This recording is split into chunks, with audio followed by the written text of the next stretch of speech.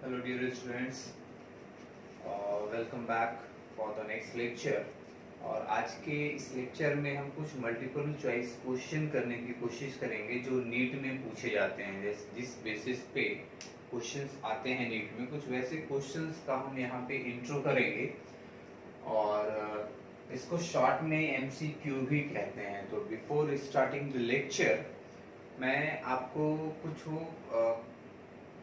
तरीका बताऊंगा कि उस क्वेश्चन को करते कैसे हैं। कुछ तो उसका कॉन्सेप्ट रहता है। जैसे मान लीजिए कि अगर आप कोई क्वेश्चन करना स्टार्ट करते हैं एमसीक्यू के लिए, है ना, कोई एमसीक्यू आप करना स्टार्ट करते हैं, तो सबसे पहले आपका जो तरीका है उसे आप क्वेश्चन को रीड कीजिए, रीड केयरफुली। जितने प्यार से आप पढ़ सकते हैं क्वेश्चन को उतने प्यार से पढ़िए, क्योंकि वही क्वेश्चन जो है आपको सॉल्यूशन प्रोवाइड करेगा। ठीक है। सेकंड जो पार्ट होता है यहाँ पे क्वेश्चन सॉल्व करने का, उसमें try to eliminate the options. Try to eliminate the options. जो चार ऑप्शंस रहते हैं ए बी सी डी या पी क्यू आर एस, जो भी रहे, जो चार ऑप्शंस रहेंगे उन चारों ऑप्शंस में से आपको एलिमिनेट करने की जरूरत है ऑप्शंस को, on the basis of the concept regarding subject you have. उसके बेसिस पे आप इसको एलिमिनेट करेंगे। और ये एलिमिनेशन की प्रक्रिया तो आप जानते हैं, ये प्रोसेस बिग बॉस में भी होता है। वहां पे सारे जो होस्टेसेस होते हैं उनको एलिमिनेट करते हैं और करने के बाद जो लास्ट में बचता है वो आंसर होता है। वैसे ही यहाँ पे भी मान लीजिए जो चार ऑप्शंस हैं ए बी सी डी, आप मान लीजिए तीन ऑप्शंस को आप एलिमिनेट कर पाए, तो जो बचेगा वो क्या होगा, उसका आंसर होगा। और फिर उसको आप क्रॉस वेरीफाई कर लें, है ना, क्रॉस वेरिफिकेशन कर लेंगे तो आपको ये काफी बेटर ढंग से ये क्वेश्चन सॉल्व हो पाएगा। और इतना केयर करने की जरूरत क्यों है भाई, क्योंकि मैंने आपको पहले भी बताया कि अगर एक क्वेश्चन सही होता है तो नीट में आपको +4 मार्क्स मिलते हैं। अगर एक क्वेश्चन गलत होता है तो -1 हो जाता है, मतलब जितना आपने स्कोर किया है उसमें से 1 मार्क्स घट जाएगा। आप दो क्वेश्चन गलत करेंगे तो -2 हो जाएगा।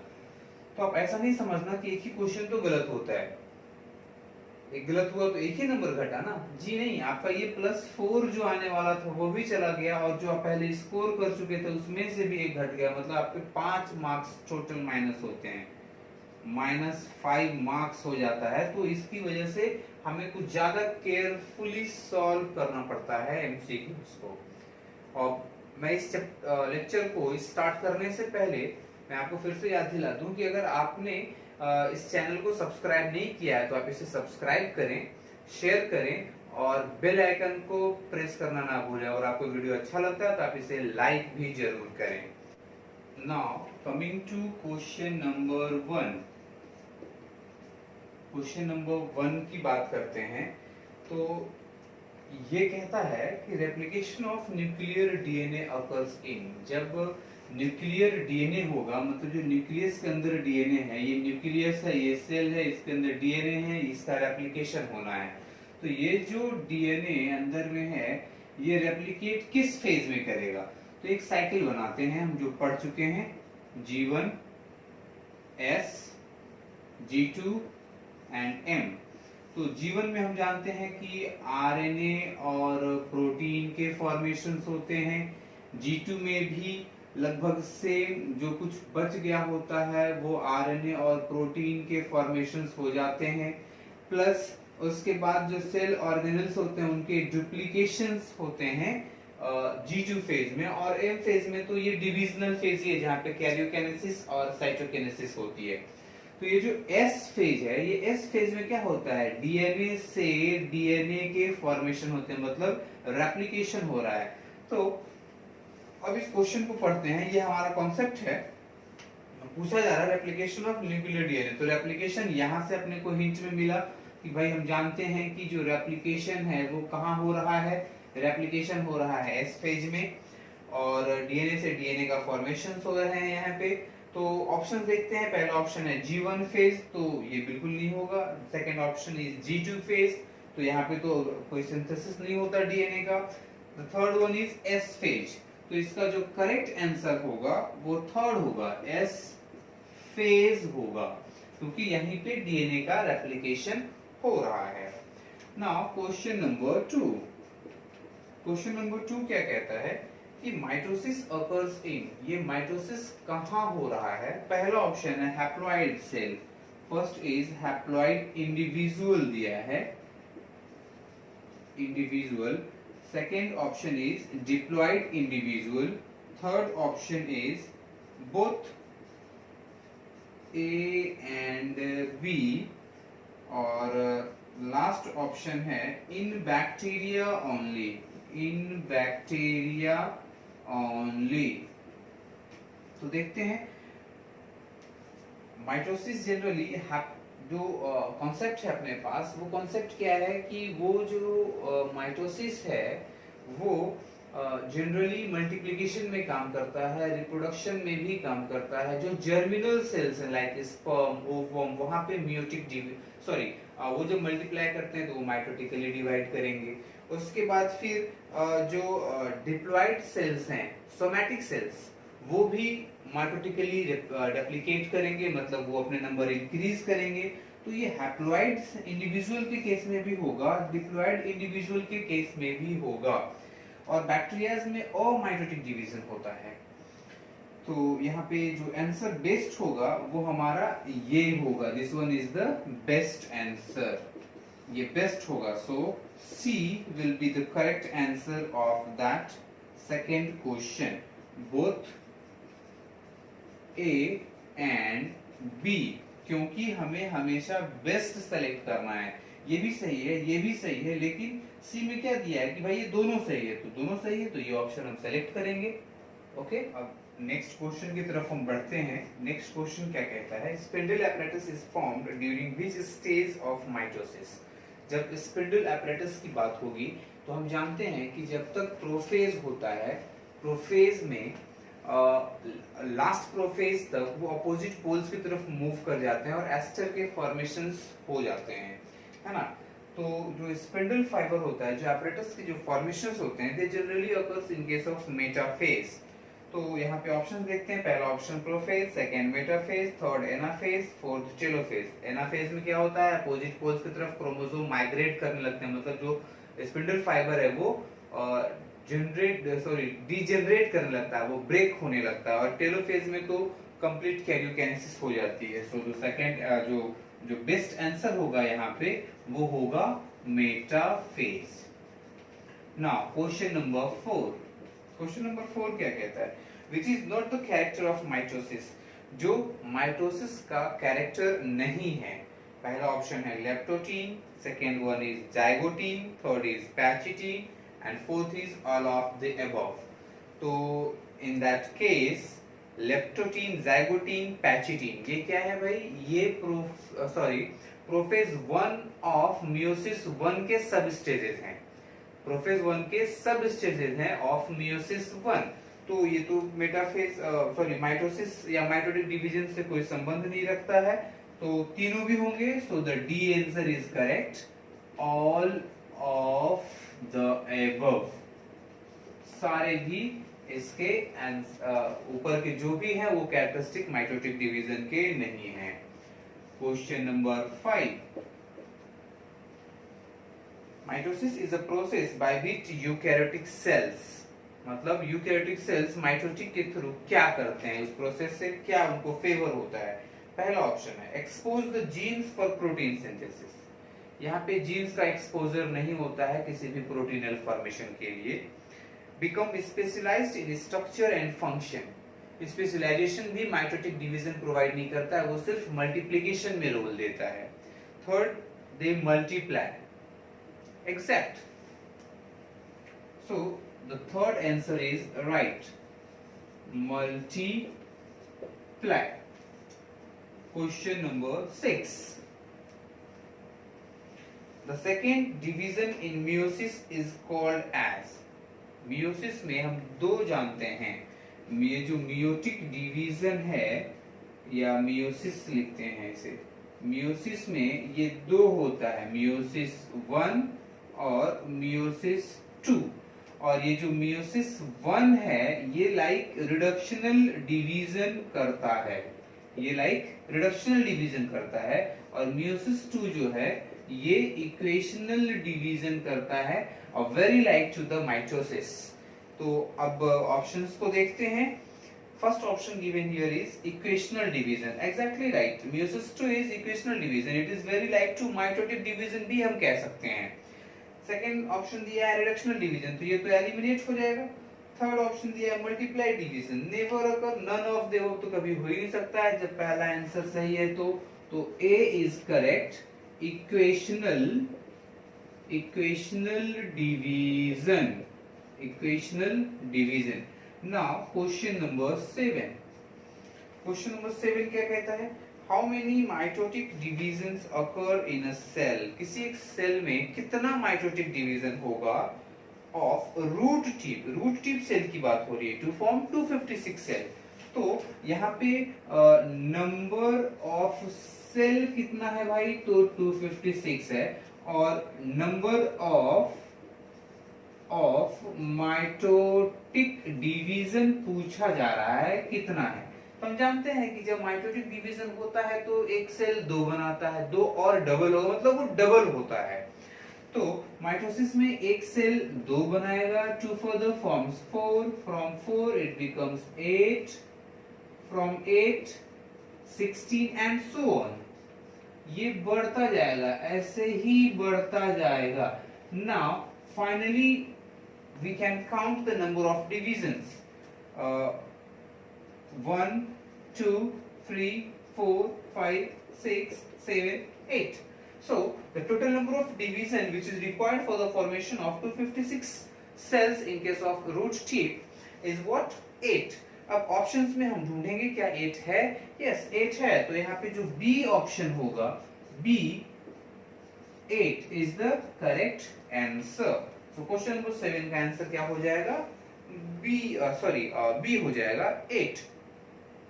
8 mitotic divisions are required for the formation of that much number of the cells।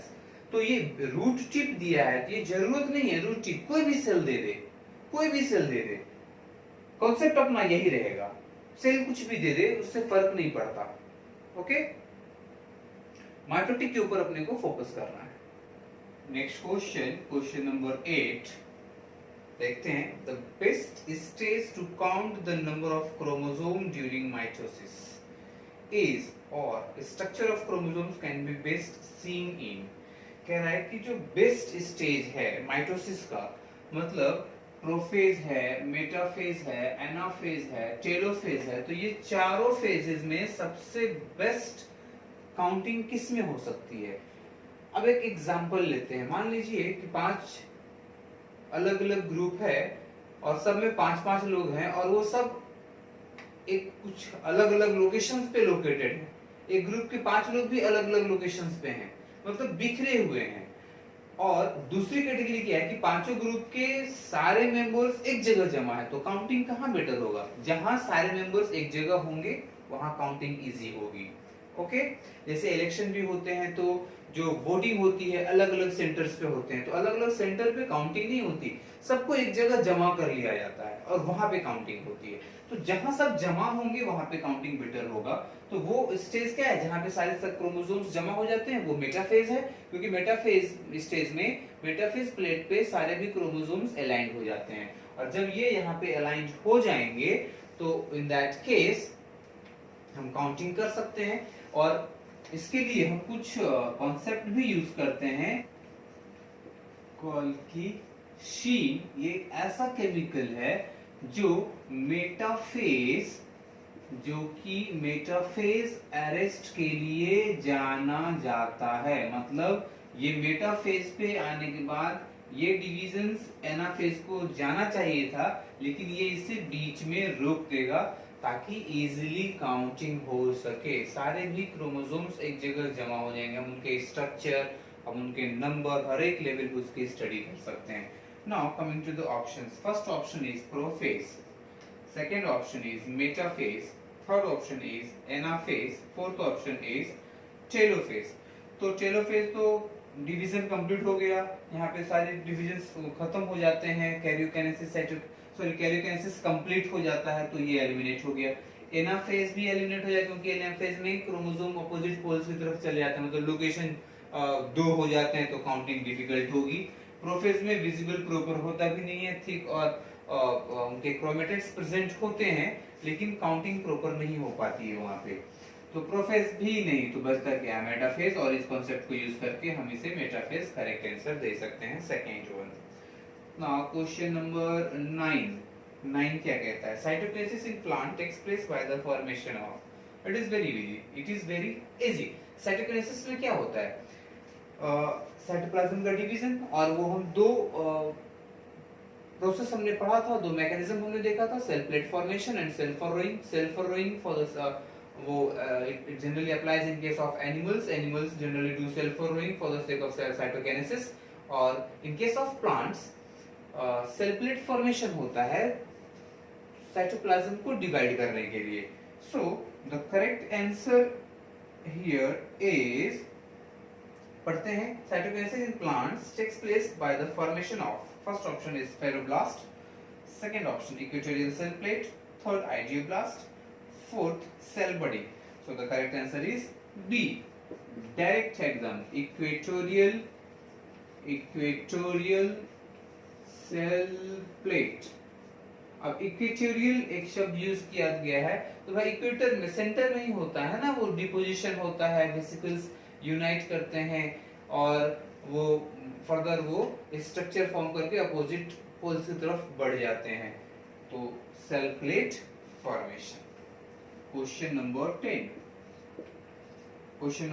क्या कहता है, during interphase RNA and proteins are synthesized in, तो आरएनए और प्रोटीन के फॉर्मेशंस कहाँ होते हैं, G1 फेज में होता है, G2 में होता है, इसमें तो डीएनए रेप्लिकेशन होता है। तो ऑप्शंस देखते हैं, first option is S phase, नहीं होगा, G1 फेज जी सर होगा, G2 में भी हाँ वहां भी होगा, और लास्ट ऑप्शन दिया है बोथ G1 एंड G2, तो G2 में जनरली स्पिंडल प्रोटीन्स जो होते हैं वो फॉर्म होते हैं, तो हम एकदम सही जो ऑप्शन होगा, एग्जैक्टली राइट जो होगा वो होगा in both G1 and G2 stage, G2 phases, दोनों भी जगह पे ये डिविजन्स होंगे, सॉरी आरएनए और प्रोटीन के फॉर्मेशंस होंगे। Question number 11, what it says, mitosis results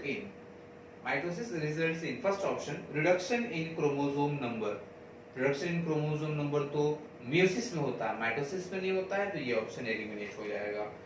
doubling of chromosome number भी डबल नहीं होते हैं, वो जीनोम जो होता है सेल का वो सेम रहता है बिफोर डिवीजन आफ्टर डिवीजन, तो ये भी एलिमिनेट हो गया। Third option is constant chromosome number, exactly इसे तो इक्वेशनल डिवीजन कहते हैं। So third is the correct answer, constant chromosome number, constant chromosome number, और इसका लास्ट ऑप्शन है इंक्रीजिंग सेल वॉल्यूम, तो इंक्रीजिंग सेल वॉल्यूम के लिए भी माइटोसिस का कोई रोल नहीं है।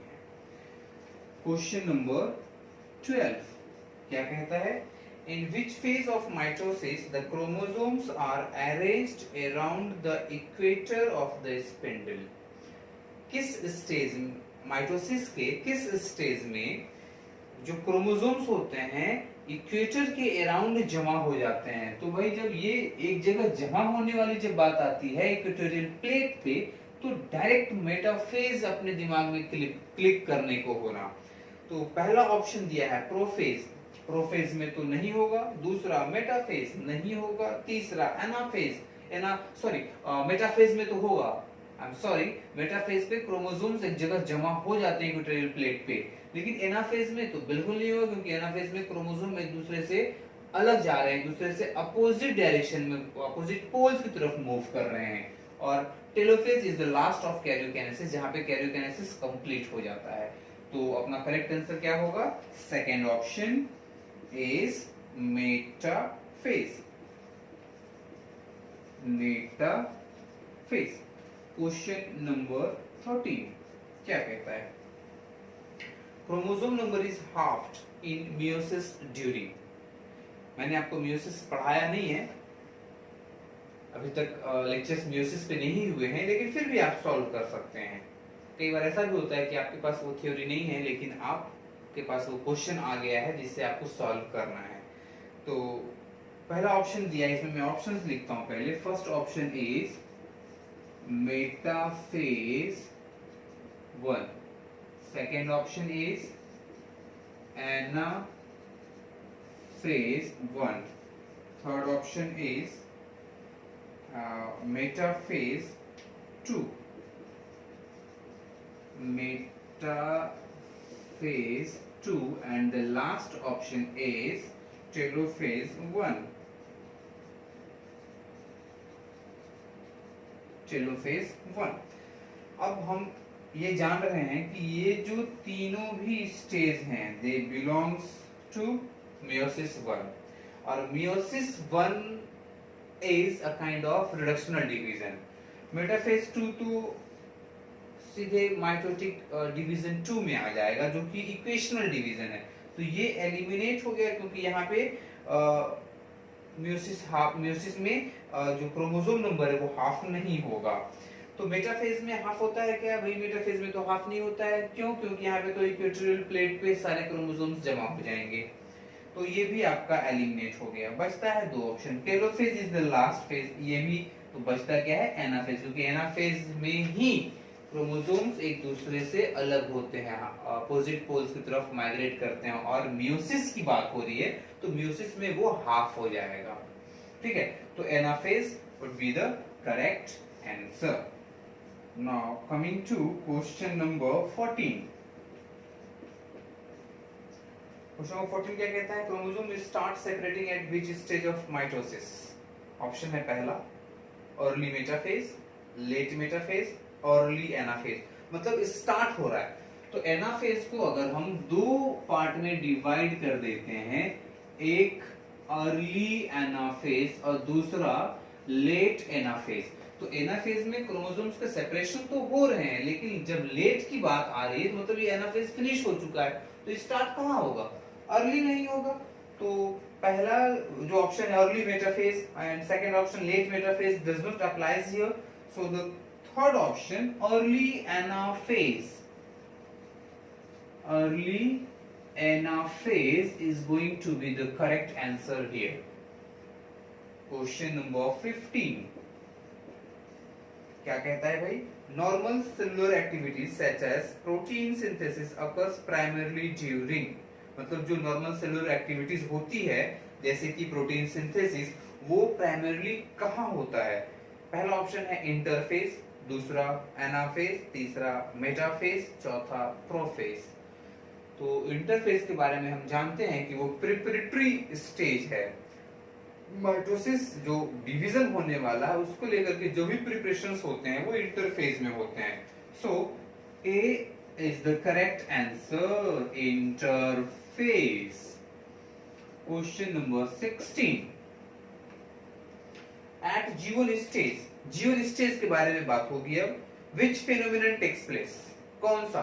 तो जब G1 की बात आ रही है तो हम आरएनए और प्रोटीन के बारे में एक बार तो सोच ही सकते हैं। फर्स्ट ऑप्शन दिया है डीएनए सिंथेसिस, जी नहीं, ये तो एस फेज में होगा।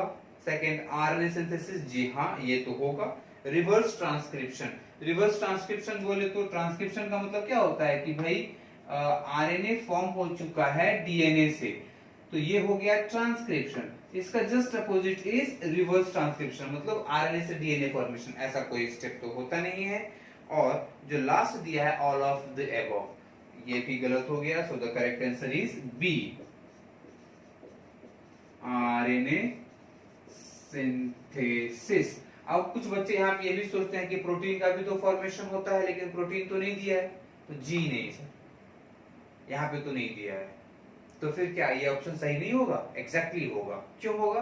क्योंकि ये जरूरी नहीं है कि जो जितने फंक्शंस होते हैं वो सारे फंक्शंस आपके क्वेश्चन में रहेंगे। आपको सेलेक्ट करना है, आपको सेलेक्ट करना है, आपको उतना ही सोचना है जितना आपको क्वेश्चन सोचने के लिए अप्लाई कर रहा है या अलाउ कर रहा है। ओके, नाउ क्वेश्चन नंबर 17 क्या कह रहा है question number 17, in mitosis the movement of chromosome requires, mitosis में क्रोमोसोम मूवमेंट के लिए क्या जरूरी है? पहला presence of centromere, second plasmalemma, third spindle fibre, fourth nucleotides. तो nucleotides, centromere, plasmalemma like is membrane, तो ये सब की जरूरत नहीं, मेन जरूरत क्या है? वो रस्सी से खींचता है एक दूसरे को, वो रस्सी को क्या बोलते हैं? Spindle fibre. So third is the correct answer, spindle fibres. Now question number 18 क्या कहता है? डीएनए रेप्लिकेशन अकर्स ड्यूरिंग, फिर से डीएनए रेप्लिकेशन की बात आई है, ये कहाँ हो रहा है? तो कब हो रहा है? प्रोफेज में हो रहा है क्या? नहीं। मेटाफेज में? जी नहीं। एनाफेज में? जी नहीं, वहां भी डीएनए रेप्लिकेशन नहीं हो रहा है। इंटरफेज में? यस, इंटरफेज में तो हो रहा है। होता है ये क्योंकि एस फेज जो है वो इंटरफेज में ही आता है। G1 S G2 these are the parts of interphase, these are the phases of interphase. और एक और ऑप्शन दिया है ई यहाँ पे, leptotene, sorry, so the correct answer is here is interphase, interphase. Now question number 19, question number 19 क्या कह रहा है? Strasburger is famous for, Strasburger के बारे में हमने जब माइटोटिक स्टार्ट किया था तब हमने डिस्कस किया था कि स्ट्रासबर्गर जो है वो प्लांट सेल के डिवीजन के बारे में बताया था उन्होंने सबसे पहले, और फ्लेमिंग भी एक शब्द आया था जो कि एनिमल सेल के डिवीजन के बारे में बताया था।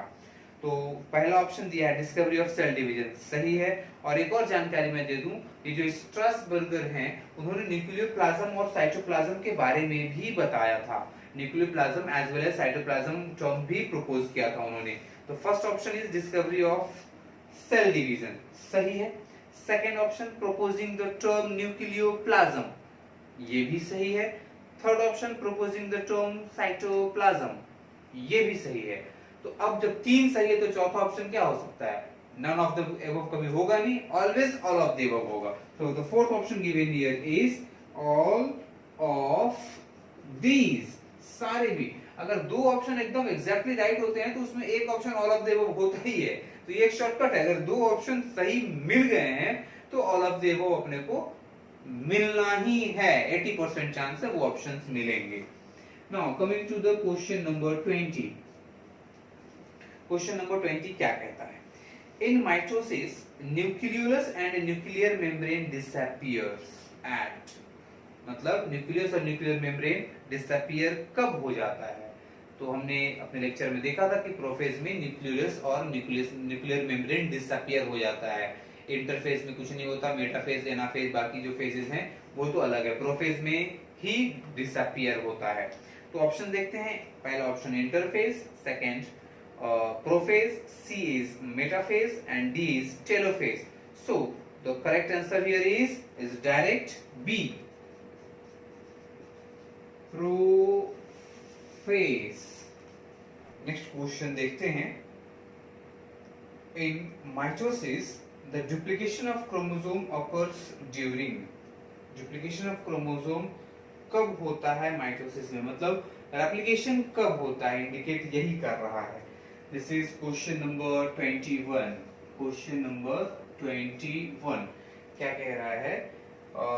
in mitosis the duplication of chromosome occurs during when, first option is here early prophase, यहाँ पे नहीं होता है, कोई डुप्लीकेशन रेप्लिकेशन की बात नहीं होती है। लेट प्रोफेज, यहाँ भी नहीं होगा। इंटरफेज, या इंटरफेज में रेप्लिकेशन तो होता है, इंटरफेज में रेप्लिकेशन तो होता है। तो यहाँ पे हम इंटरफेज देख सकते हैं, लास्ट ऑप्शन देख सकते हैं क्या है, वो भी देख लेते हैं। Late telophase, never, telophase is the end of karyokinesis, मतलब पहले डुप्लीकेट होगा और बाद में वो डिवाइड करेगा। In the last of telophase, वहां पे पूरा मेम्ब्रेनल, टेलोफेज क्या है? वो माइटोटिक डिवीजन का फेज है, वो प्रोफेज, मेटाफेज, एनाफेज, टेलोफेज। और telophase is the last of division, last phase of the division. So the correct answer here is interphase, interphase. Question number 22 क्या कह रहा है? Which out of the following is not a divisional stage, जो divisional stage नहीं है? पहला option दिया है telophase, first option given here is telophase, second option interphase, third option metaphase and last option here is prophase. तो इसमें से division stage नहीं है, ये तो डिवीजन स्टेज है, मेटाफेज भी है, प्रोफेज भी है, तो ये तीनों भी एलिमिनेट हो जाएंगे, बचेगा क्या? इंटरफेज, क्योंकि इंटरफेज क्या है? Preparatory phase, it is not the divisional phase. तो ये हमने एलिमिनेट करने की जो कोशिश की है हर ऑप्शंस में, वो सबसे बेटर तरीका होता है नीट के क्वेश्चन को सॉल्व करने के लिए। क्वेश्चन नंबर 23, ये क्या है? The process of mitosis is divided into 4 phases, मतलब माइटोसिस जो है वो 4 फेज में डिवाइड हो रहा है। Identify the correct order in which these phases appear in mitosis. तो वो जो ऑर्डर है ना उसे देखना है। तो हम ऑर्डर क्या जानते हैं कि प्रोफेज होता है, फिर मेटाफेज होता है, फिर एनाफेज होता है, फिर टेलोफेज होता है। तो इसमें वो जो ऑप्शंस हैं वो सबसे लास्ट में दिया है। पहला ऑप्शन एनाफेज से स्टार्ट किया है, एनाफेज, मेटाफेज, टेलोफेज, प्रोफेज, तो ये तो नहीं होगा क्योंकि पहला फेज कभी भी क्या होगा? प्रोफेज ही होगा। दूसरा टेलोफेज है, एनाफेज, मेटाफेज, प्रोफेज, वो भी नहीं होगा। मतलब मैं आपको वहां पे ऑप्शंस लिख देता हूं। This is the option D. Option C क्या है? Metaphase, then prophase, then anaphase, then telophase.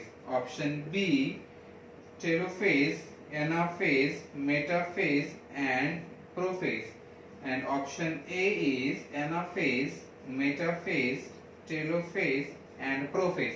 तो सबसे पहले यहाँ पे देखिए पहला फेज अगर हम देखेंगे, सबसे पहला फेज क्या है? प्रोफेज। अगर वही हम अप्लाई करते हैं तो ये हमारा क्वेश्चन बन गया। प्रोफेज बाकी किसी में नहीं है, ये सिर्फ यहीं पे है प्रोफेज। बाकी स्टार्ट किया है मेटाफेज से, टेलोफेज से, एनाफेज से, तो ये ऑप्शन अपना बन गया। या फिर अपन देख लें कि भाई प्रोफेज, मेटाफेज, एनाफेज, टेलोफेज, ये जो सीक्वेंस है वो किस में है। हो सकता है प्रोफेज यहाँ भी दे सकता था। अगर मान लीजिए एक और ऑप्शंस होते थे, prophase, metaphase, telophase, then anaphase, एक पांचवा ऑप्शन ये भी है। तो या मान लीजिए ये हम मिटा करके यही एक ऑप्शन रहता था यहाँ पे। तो इस केस में प्रोफेज यहाँ भी है, यहाँ भी है, मेटाफेज ओके, यहाँ ये ना सही है, यहाँ पे टेलो आ गया, मतलब फिर ये सही हो जाता था। हो सकता है ये दो ऑप्शंस भी रह सकते थे, ये ऑप्शन शायद नहीं रहता था और ऑप्शन ए ही यही था। तो इस केस में ऐसा भी हम अप्लाई कर सकते हैं, ये इस तरीके को भी यूज कर सकते हैं। Now question number 24। Question number 24 क्या कहता है? Cell division is initiated by. Cell division कैसे इनिशिएट होता है? किसकी हेल्प से? Centrosome, centriole, centromere, chromomere. तो सेंट्रोमियर, क्रोमोमियर, इसकी तो सेंट्रोसोम जो है जिसके पास एस्टर के फॉर्मेशन, जो सेंट्रियोल्स को एक्वायर करता है, वो रिस्पांसिबल होता है सेल डिवीजन के स्टार्ट करने के लिए। वो होगा तभी तो डिवीजन होगा। मेटाफेज के बाद एनाफेज में वो मूव कर पाएगा। So the best answer here is centrosome. Question number 25। Question number 25 क्या कह रहा है? The process of mitosis can be studied in. किसके केस में आप स्टडी करते हो? यहां बनाते हैं question number 25। The process of mitosis can be studied in. जब आप माइटोटिक डिवीजन की स्टडी करते हो तो कौन से सेल में आप करोगे? पहला दिया है, first option is onion tendril, sorry onion root tip, onion root tip. Second option given here is garlic root tip. Third option given here is tendril tip, and the last option is all of the above. सारे भी हैं, all of the above, all of above. अब ये जो cells हैं, they are the cells having the onion root tip, the garlic root tip, the tendril tip. These are the cells which are having a very high dividing rate. ठीक है? तो इस case में they generally divides mitotically. तो कोई भी cell अगर हम इसमें यूज करते हैं तो सबके केस में हम माइटोटिक डिवीजन की स्टडी कर सकते हैं। ओनियन रूट टिप में भी, गार्लिक रूट टिप में भी, टेंड्रिल टिप में भी। So the best answer is a, all of the above is the correct answer for question number 25. Now 26. The process by which the chromosomes are separated in the sex cells and their number reduced from diploid to haploid condition. मतलब ऐसे कौन से process हैं जिसके through जो chromosomes हैं वो separate होते हैं सेक्स सेल्स में और उनके नंबर रिड्यूस हो जाते हैं। जब रिड्यूस की बात आती है तो पहले सबसे पहले म्यूटेटिव डिवीजन क्लिक करता है और यहाँ पे तो कह दिया है कि ये डिप्लॉइड से हैप्लॉइड हो गया, मतलब हाफ सेट ऑफ क्रोमोसोम का नंबर रिड्यूस हो गया है। तो अब ऑप्शंस हैं, ऑप्शन है पहला डिवीजन, तो डिवीजन में तो माइटोटिक म्यूटिक दोनों भी आता है, तो ये सही नहीं होगा, हम इसे एलिमिनेट कर सकते हैं। सेकंड इज माइटोसिस, वो तो इक्वेशनल डिवीजन, वहां पे डिप्लॉइड जो है वो डिप्लॉइड ही रहेगा, हैप्लॉइड जो है वो हैप्लॉइड ही रहेगा। ये माइटोसिस का केस है। माइटोसिस में ये किसके केस में होता है भाई? This occurs in case of meiotic division, है ना। नेक्स्ट ऑप्शन कंजुगेशन, ये बैक्टीरिया के केस में पाया जाता है। And the last option is meiosis, so the correct answer is D, meiosis. Now question number 27। Question number 27 क्या कहता है? In which of the following stages chromosomes are attached to the equatorial plane? Equatorial plane पे attach रहता है। पहला option metaphase, second anaphase, third telophase, none of this. और हम जानते हैं कि मेटाफेज पे ही सारे क्रोमोसोम्स एक इक्वेटर प्लेन पे आके अरेंज होते हैं, जमा हो जाते हैं। So the correct answer is metaphase. Question number 28। In animal cell cytokinesis takes place by, हम जानते हैं बाय सेल फरोइंग होता है, तो मेथड है पहला ऑप्शन है सेल फरो मेथड, जो कि एनिमल के केस में होता है, तो भाई ये करेक्ट आंसर हो जाएगा cell furrow method, cell furrow method. बाकी ऑप्शंस क्या है? सेल प्लेट मेथड, वो तो प्लांट्स में होते हैं। थर्ड ऑप्शन दिया है none, sorry both A and B, तो हो ही नहीं सकता, जब ए तो सेल प्लेट फरो है, वो वही रिस्पांसिबल है सिर्फ। D no cytokinesis takes place, तो ये भी ऑप्शन सही नहीं है।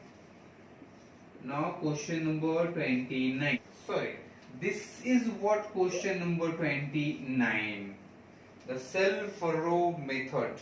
In animal cell cytokinesis takes place by cell furrow method. This is what question number 29. Now we can discuss question number 28. Question number 28 discuss करेंगे अभी। 28 कहता है which of the following is the shortest phase of the cell cycle? सबसे shortest कौन सा है? अगर हम एक cell cycle बनाते हैं, मान लीजिए G1 S G2 M, और हम जानते हैं M is the shortest phase, ये तीनों काफी बड़ा स्पेस एक्वायर करता है और M सबसे छोटा फेज है। तो यहाँ पे ऑप्शंस क्या हैं? S phase, G1 phase, G2 and M. So the correct answer is M phase. Now question number 30. In mitotic cell division, mitotic cell division के बारे में बात कर रहा है ये। पहला ऑप्शन है number of chromosome is doubled at the end, ऐसा तो कोई बात नहीं होता है। दूसरा, number of chromosomes is reduced to half, ये भी माइटोसिस में नहीं होता, it occurs in meiosis. Third option, number of chromosomes remain unchanged, exactly it occurs in case of mitosis, क्योंकि माइटोसिस को इक्वेशनल डिवीजन कहते हैं। And last option is there is no division of chromosomes, गलत हो गया। So the C is the correct answer, number of chromosomes remain unchanged।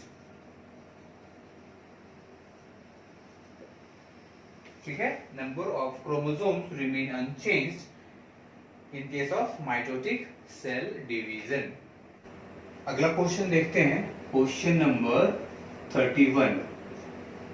ये क्या demand कर रहा है अपने से? During mitosis chromosomes go to their opposite poles in a stage called. यहाँ पे तो ऑप्शन की भी जरूरत नहीं है हमें, क्योंकि हम जानते हैं ना फेज में ही अपोजिट पोल्स की तरफ मूव करता है क्रोमोसोम। फॉर्मेलिटी चेक कर लेते हैं, पहला प्रोफेज, दूसरा मेटाफेज, तीसरा एनाफेज, चौथा telophase. So third option is the correct option. Anaphase. Question number 32, DNA replication takes place in, कहां पे होगा भाई? हम जानते ही एस फेज में ही होगा। ऑप्शन है G1 phase, G2 phase, S phase, mitotic phase. Again third answer is right, S phase. और इसी में एक और क्वेश्चन दिया है, DNA molecule of H chromosome becomes double. चाहे तो हम DNA replication takes place in बोले, या अगर ऐसा भी क्वेश्चन आता है कि DNA molecule of H chromosome becomes double in, तो रेप्लिकेशन हो रहा है तो डबलिंग ही हो रही है डीएनए मटेरियल्स की क्रोमोसोम के, है कि नहीं? तो अगेन ये भी क्वेश्चन अगर रहा तो आंसर एस फेज ही होगा। क्वेश्चन नंबर 33,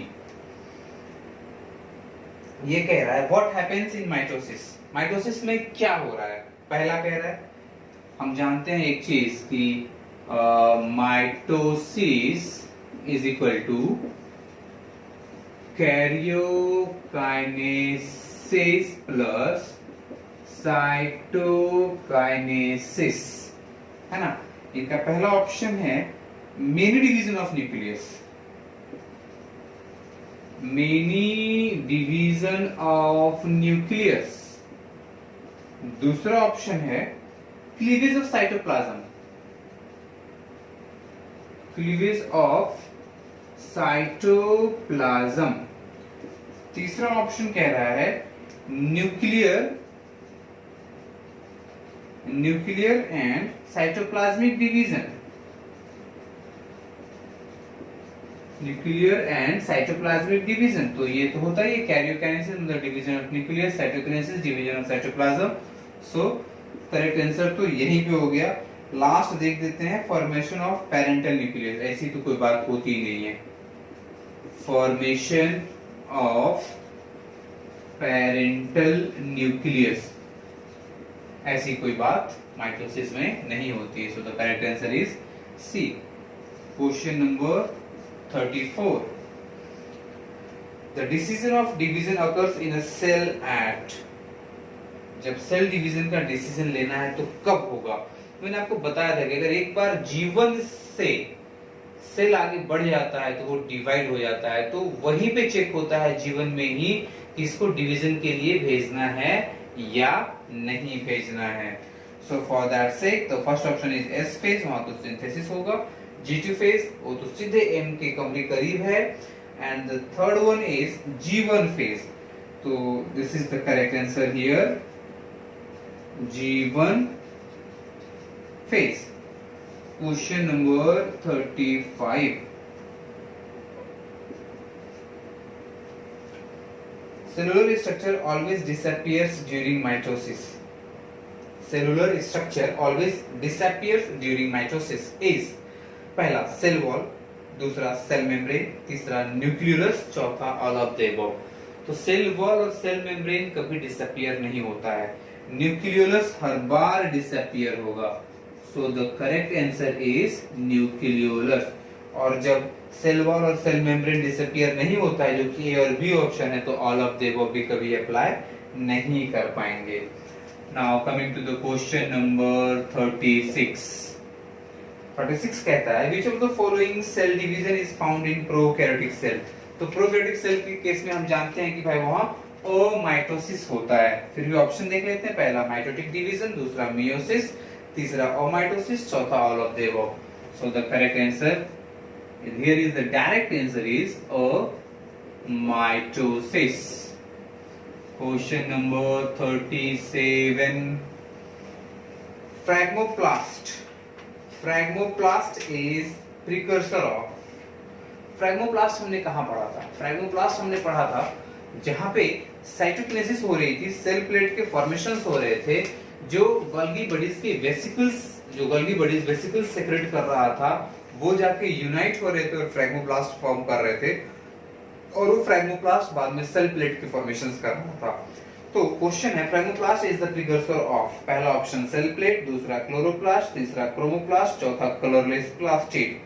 तो यहाँ पे लगे तो मैं एक बार ऑप्शंस लिख देता हूं। First option is cell plate, Second option is chloroplast. Sorry, chloroplast. Third option is chromoplast.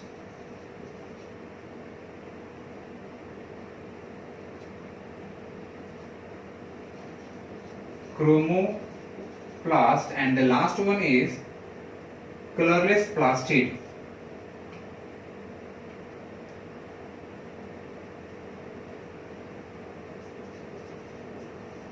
Colourless plastid, ये तीनों भी प्लास्टिड ही हैं।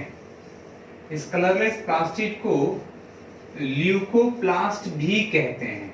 It can be also called as leucoplast, it can be also called as leucoplast.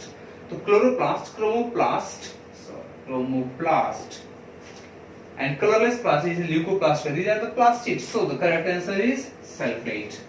Question number 38 देखते हैं क्या कह रहा है। The replication of centriole occurs during in, पहला ऑप्शन है अर्ली प्रोफेज, नहीं होता है। लेट प्रोफेज, नहीं होगा रेप्लिकेशन सेंट्रियोल का।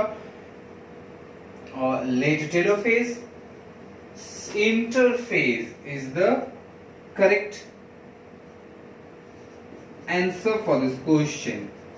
इंटरफेज में ही डुप्लीकेट हो जाएगा सेंट्रियोल, क्योंकि सेल ऑर्गेनेल जो है उनका डुप्लीकेशन इंटरफेज में ही हो जाता है। Question number 39, karyokinesis differs from cytokinesis, मतलब कैरियोकाइनेसिस साइटोकाइनेसिस से डिफरेंट है किस पार्ट में भाई। पहला दे रहा है डिवीजन ऑफ साइटोप्लाज्म, तो कैरियोकाइनेसिस में होता नहीं है, ये तो साइटोकाइनेसिस में होता है। Division of the nucleus and cytoplasm, दोनों भी कैरियोकाइनेसिस में नहीं हो सकता। डिवीजन ऑफ न्यूक्लियस, जो कैरियोकाइनेसिस है उसके केस में डिवीजन ऑफ न्यूक्लियस होता है, ना कि division of cytoplasm. So the correct answer would be division of nucleus. Coming to the last question, question number 40 here. Nuclear membrane disappears कब होता है? It is very easy. Prophase में तीन stage हमने देखा था, early prophase, middle prophase and let prophase. तो जब लेट में आए थे हम, तो हमने आपको वहां पे एक फिगर दिया था, उस फिगर में भी क्लियरली मैंने आपको बताया था कि लेट प्रोफेज में न्यूक्लियर मेम्ब्रेन भी डिसअपियर होना शुरू होता है और न्यूक्लियोलस भी गायब हो जाता है, डिसअपियर हो जाता है। So the correct answer here is late prophase. Late prophase. Now we are done with the total 40 questions, total 40 MCQs, which is very related to the NEET. मैंने आपको सारे कॉन्सेप्ट्स बताने की कोशिश की और काफी इजी होता है। अगर आप सॉल्व करेंगे क्वेश्चंस को तो काफी इजी होता है। अगर आपके पास कॉन्सेप्ट है तो आप क्वेश्चन को बहुत इजी तरीके से सॉल्व कर सकते हैं, कोई दिक्कत नहीं होती। बस है कि भाई आप क्वेश्चन से प्यार कीजिए, क्वेश्चंस को प्रॉपरली स्टडी कीजिए, ऑप्शंस को एलिमिनेट करने की कोशिश कीजिए और जो भी आपके पास थ्योरी है उसको आप अप्लाई करने की कोशिश कीजिए। इसके बेसिस पे आपके सारे एमसीक्यूज सॉल्व हो जाते हैं और यही एमसीक्यूज आपको हेल्प करेंगे नीट के सिलेक्शन में। तो हम लोग मिलेंगे नेक्स्ट लेक्चर में। बिफोर दैट आप इस चैनल को सब्सक्राइब करो, लाइक करो और जितना ज्यादा हो सके उतना ज्यादा शेयर करो। Thank you very much.